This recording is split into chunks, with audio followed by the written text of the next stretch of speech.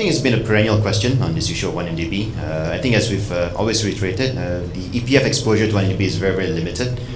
We have 200 million of the first 5 billion ringgit issuance that was done when they were still the TIA, or the Terengganu Investment Authority.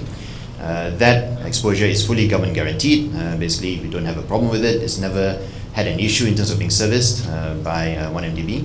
Obviously, we're following the current developments with interest. It's quite clearly a cause for concern that there seems to be some kind of dispute going on at 1MDB in relation to basically their other exposures. But as far as basically the exposure that we have, which is only that 200 million government guaranteed exposure, we are fairly fine with it, essentially. In any event, if there's any major problems with 1MDB, the government will step in basically to cover the debt to all the bondholders. And just to remind you again, it's 200 million out of a 5 billion issuance. So we only own about 4% of that total issuance.